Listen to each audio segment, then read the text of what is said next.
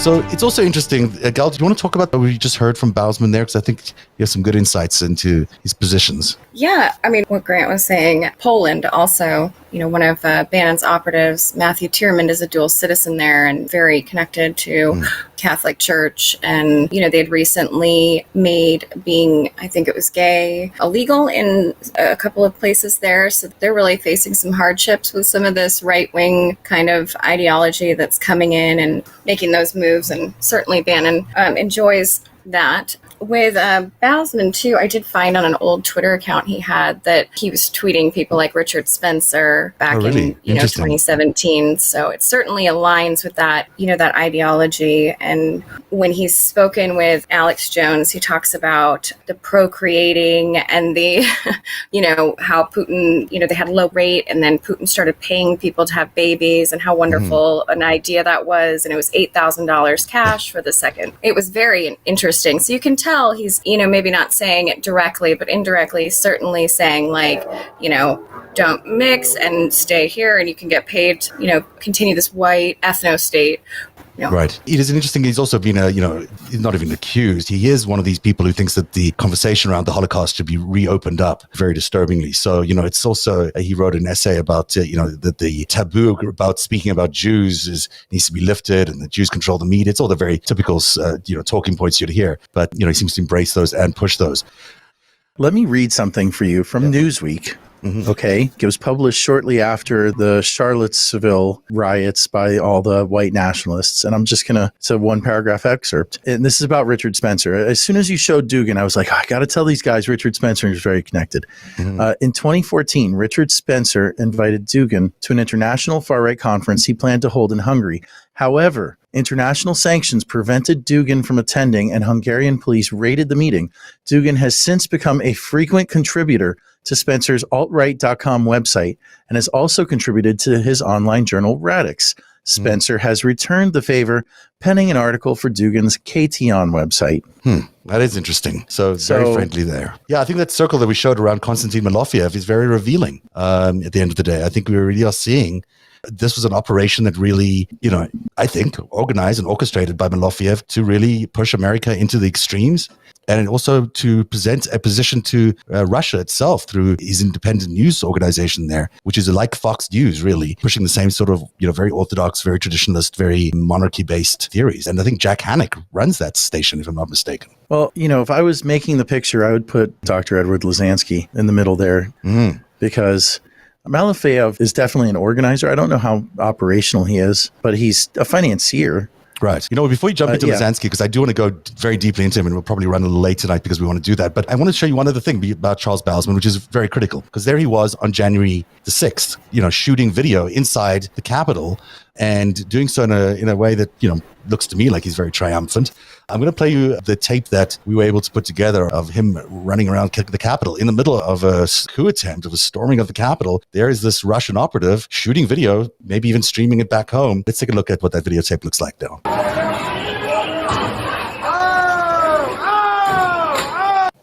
Oh, wow. He was at that area.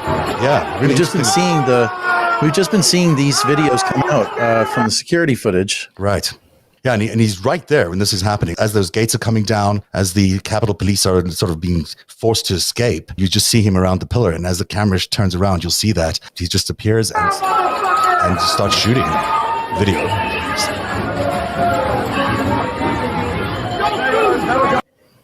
That's him under that arrow there. And that's right close to the action. I mean, it's really surprising that he could get in there so early. Just holding up that phone, constantly streaming or shooting video.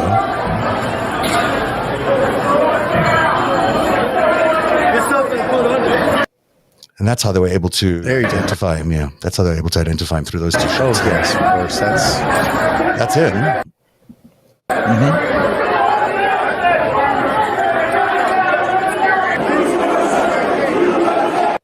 Actually, I'm going to throw Carter back in here. I don't know if Carter is here. It's still great. I know, Carter, you've Charles Bausman. You've spoken to him. You've met him. Is that him that we just saw in that video? Yeah, that was definitely him. And, I spoke to Charles after the SPLC story came out. He said he was at the Capitol. His claim was that he was there, filming it. He had been contracted, I guess, by a Russian TV news station to, go document stuff. Which one did he say? I don't recall. He did an interview with them. Like, it's from his house. I don't know if you guys came across that. It's like a 30-minute piece. Yeah, if you've seen that, I believe it was that station. Well, that's what we're trying to play here. Rossiya, Rossiya.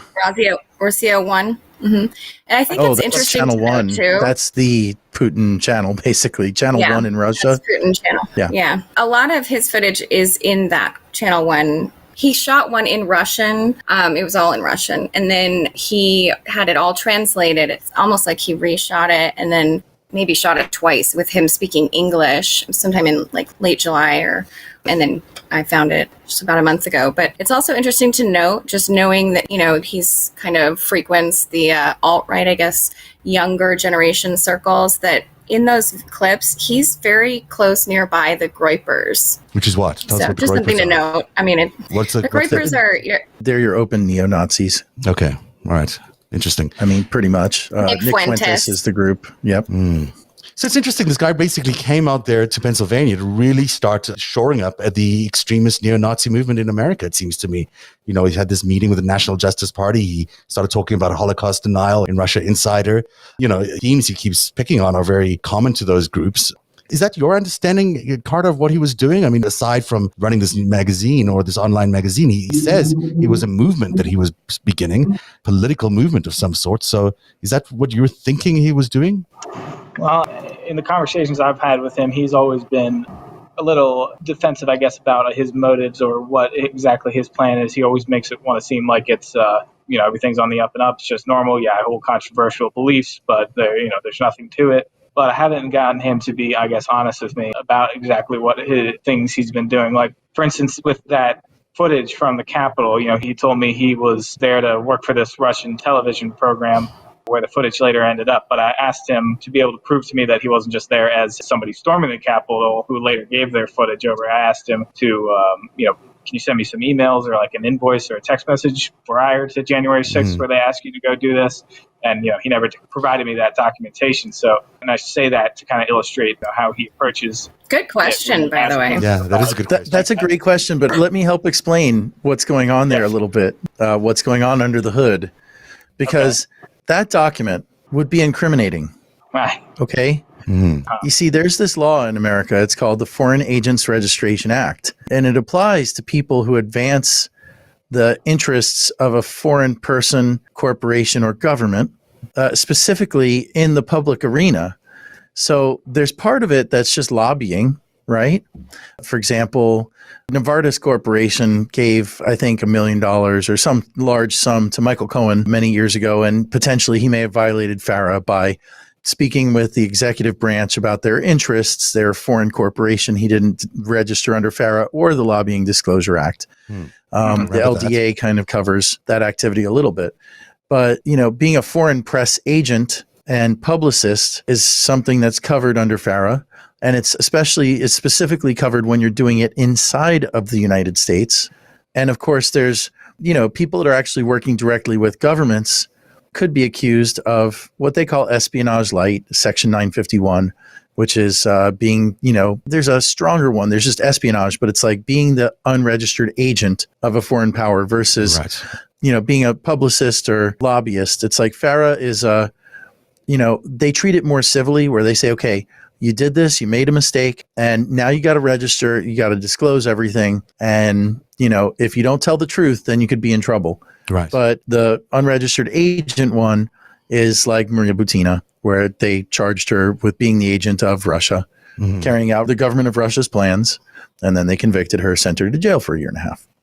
So, and he actually brought her up. One of the reasons he told me he was hesitant to come back to the United States, you guys know he left after January 6th and is in Russia, obviously. One of the reasons he told me he was hesitant to come back is because he didn't want to find himself in a Maria Butina type situation. That was one of his concerns, that the FBI would do that to him. That would be a real concern. But, I think he always wants, in my conversations with him at least, he's always wants to give the impression that his activities are always grassroots and there's nothing nefarious behind them, of course. but then, he'll never provide anything to back up that narrative. Yeah. And, then he runs off and does a documentary with Russian state television with all that footage. It doesn't sound like he's just a grassroots activist. One of the things that they're investigating Rudy Giuliani for is his involvement with a movie that was being made, with OAN. So, I mean, it's one of these things where, he's probably fairly familiar with these laws. People in this space tend to familiarize themselves, and the crime is knowingly and willingly not registering as the agent of a foreign power or the publicist, etc. So, interesting. He probably is grassroots in the sense that he's like this AstroTurf mat, and then he tries to throw some grass on top of it. Right? That's that's the kind of grassroots that I've seen a lot of from Russia, because you'll see these propagandists who have they have a circle of readers about this big. And, you look at some of them used to have page counts, because that was the old style of doing a blog. You'd have the page count there and you'd be 900 readers. But, you have to think about this. 900 readers is 900 people. If you filled a room with them, it would be pretty packed. And then and that's their whole strategy. Yeah. Just, branch out, do the oil spot thing, but up here instead of, in some insurgency. Yeah, so brave and courageous. Not brave is the wrong word to use, but so...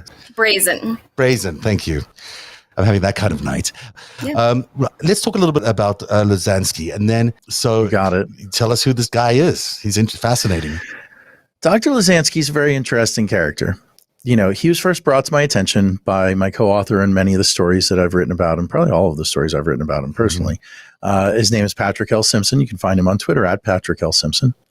And we wound up writing 2 major installments, and we're still researching number 3, by the way, all these years later. But we wound up writing 2 major installment series about Dr. Luzansky, where he came from, his friends, his circles of friends. And, in the beginning of 2017, a lot of people were just digging up everything there was to do with anything Republican and Russia. And Patrick came to me and said, I think this guy is interesting. Can you edit my story that I wrote about him and maybe publish it? I was like, oh, okay, sure. I'll take a look at this.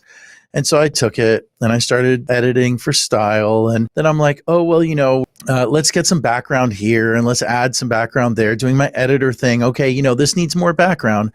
And it was just every time I added a little bit more background and just pulled another thread, I'm like, this guy's like the Zelig of Russia and Republicans. What is going on here?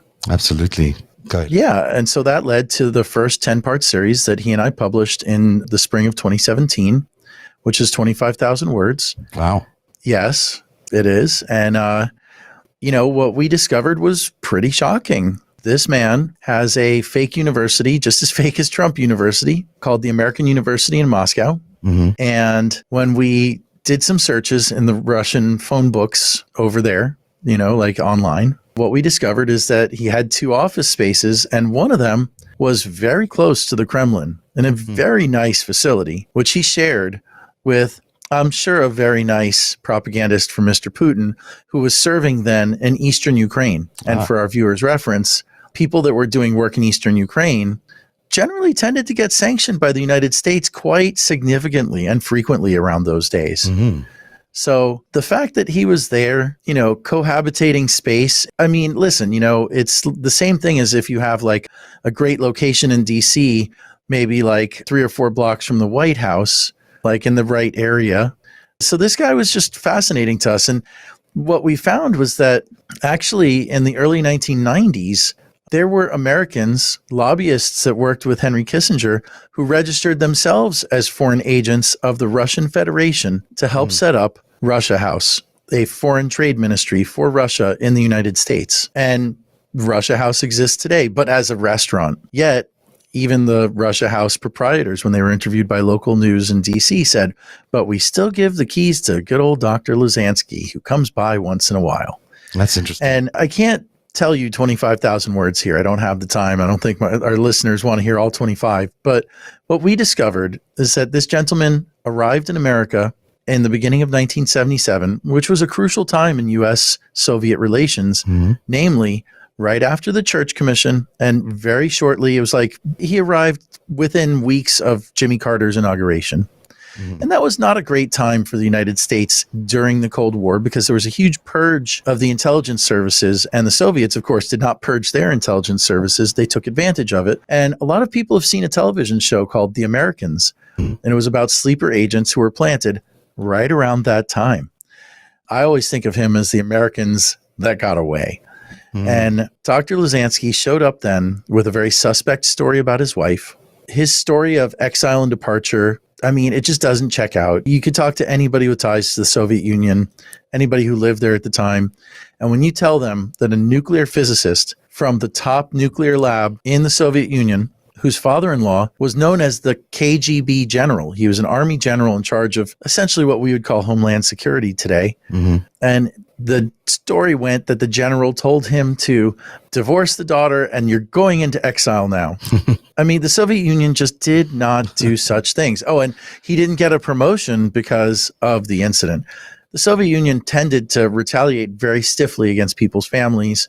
You know, if you had connections, you could be considered a foreign agent, just like Putin has revived over the last several years.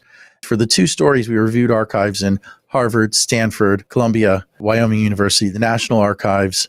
I mean, just, you know, multiple presidential archives. Yeah, we really, you know, just looking all over the globe. What we discovered in the University of Rochester, where he landed in Western New York as a professor, is that the people whom he said he was representing essentially in the early 1980s, late 70s, had no idea who he was. He created an Andrei Sakharov, I forget the name of it, but it was the Andrei Sakharov Foundation, let's call it. Right. And the Nobel Prize winning dissident physicist, right?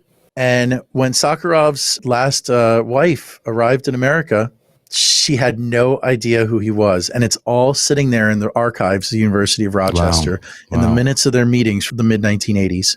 Wow. So this is an amazing find. Well, that's fantastic. Oh, yeah. Oh, yeah. This is just incredible stuff. And so you've got this huge chart there. I can't go over every single person, but the most important relationship he had was with a man named Paul Weyrich.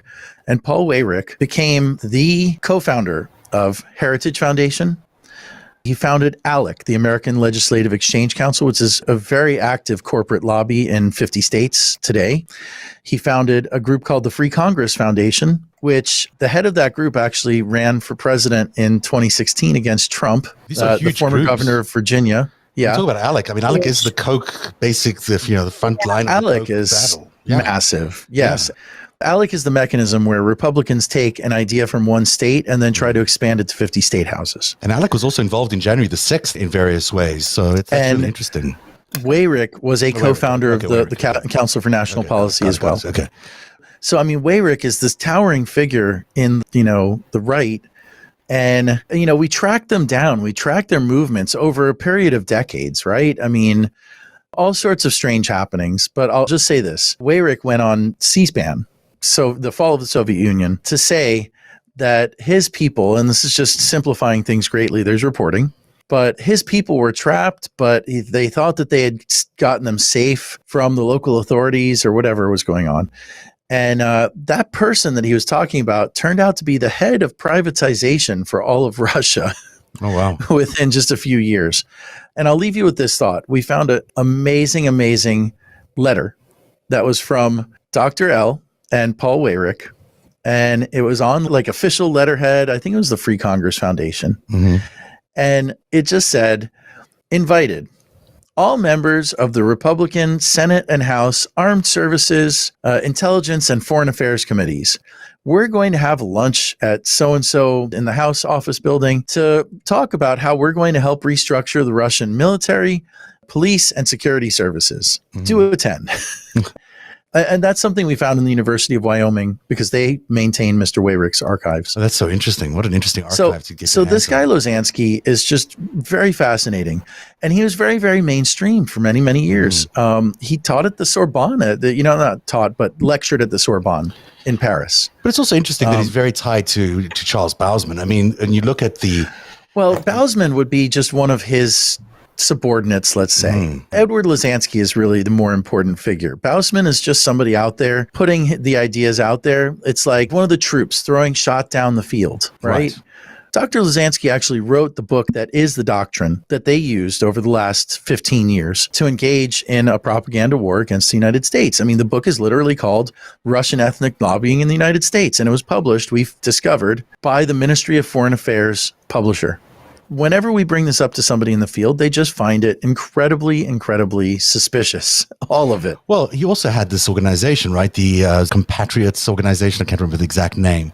KSORS. Yeah, KSORS, which was the Coordinating Council of Russian Compatriots. Compatriots. Right. Which was for a long time was a decent organization. It was like did actually decent work, I think, or so they claimed. But then somewhere along the line flipped into a complete Russian intelligence op.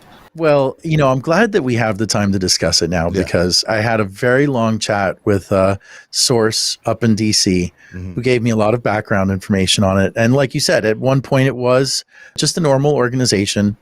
So we discovered KSORS just totally by accident. I mean, when I say discovered, it was more like we were looking for an example to go along with all of the different propaganda stuff that we're writing about. We're talking about two 25,000-word series, right? And in the second one, I'm just going to skim this for your viewers.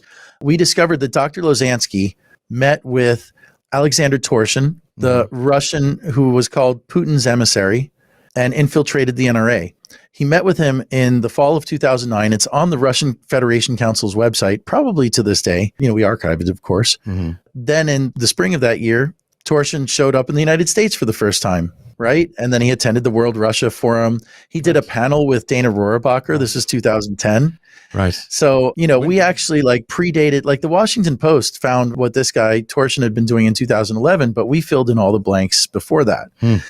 And he goes back to Lazansky. A miracle, right? I mean, he actually was trying to make contact with Sarah Palin's office in 2009 of all things, and did make contact with the lieutenant governor of Alaska. This is interesting that the organization, KSORS, is no longer really operating, that the FBI has been investigating them a lot, right? And specifically the financing. So to such an extent, they claim to be harassed and that they've decided to disband. Is that what you've been finding out about them?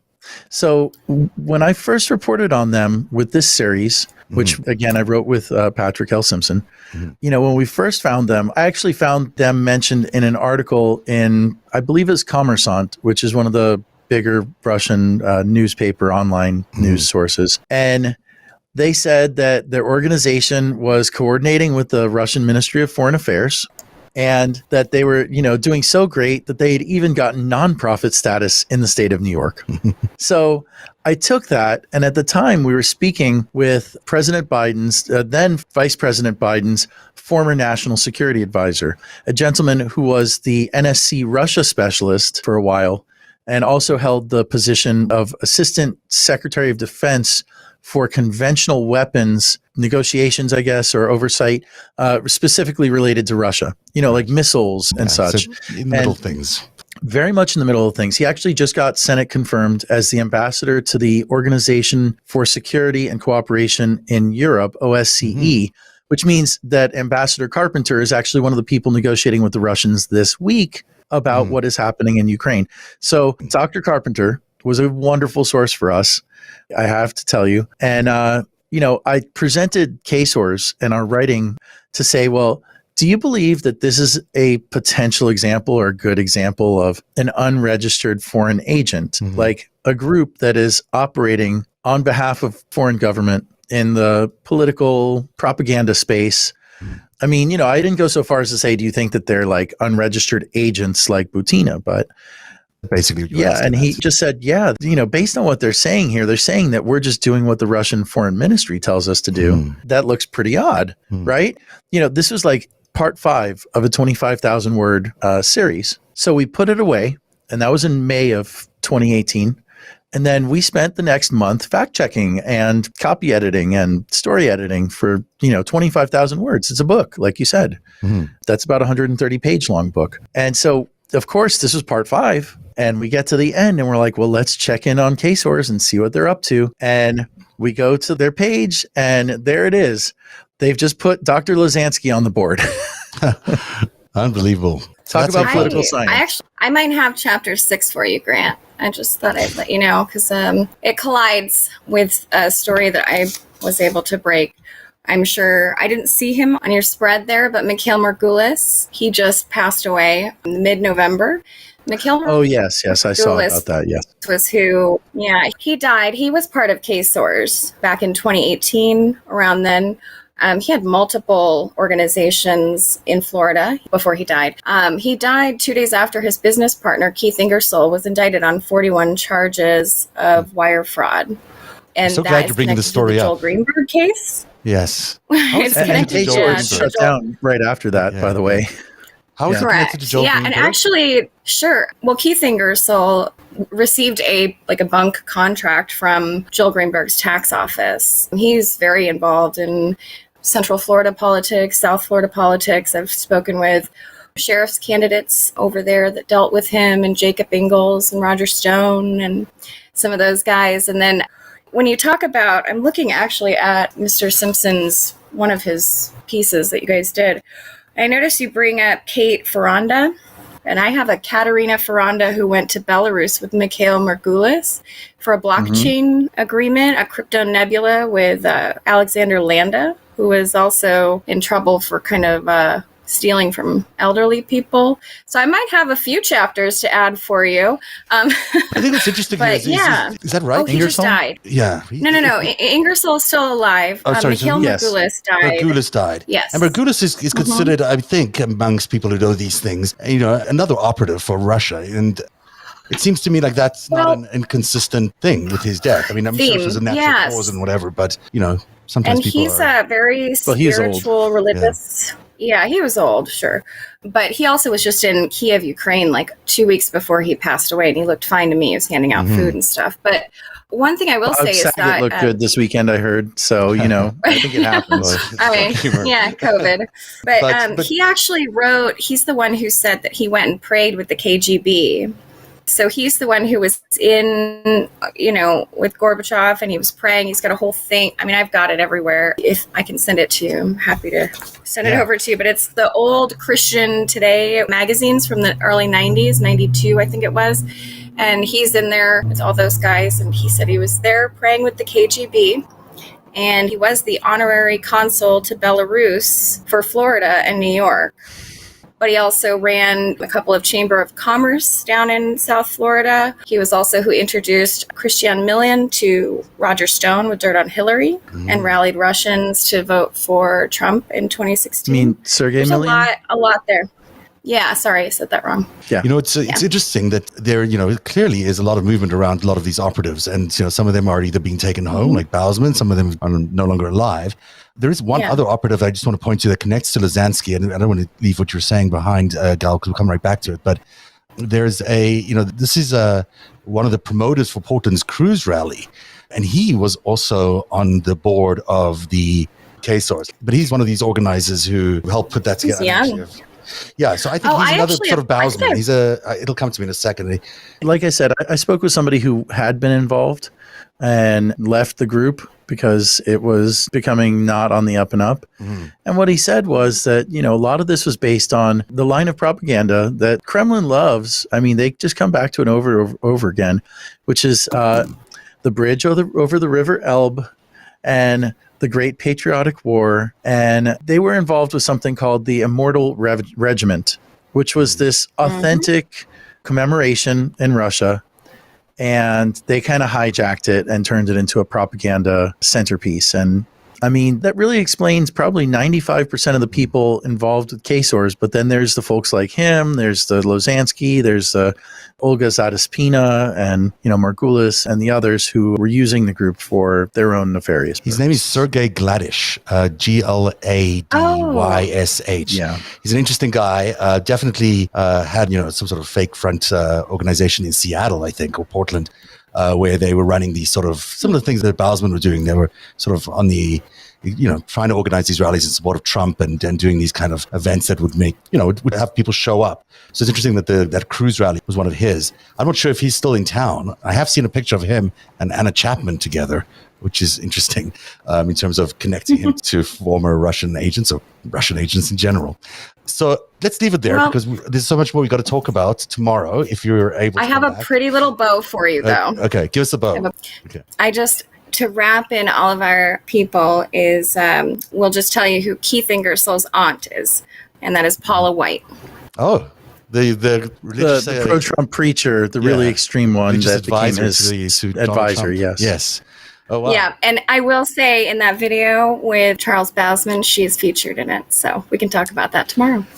That is going to be great because we're going to get a look at this video. Now we've got all this done. All that video that I couldn't get played today. It's great. Everyone's going to know what's going on. By tomorrow, you'll all be studied up and we'll play some of these incredible videos, the clips that we have. And they really are incredible because they give you a real insight into the propaganda game that they're playing also in Russia. A lot of this is being used in Russia to convince Russians that America is, in such a terrible state and that democracy is such a disaster. So it's a two-front propaganda war.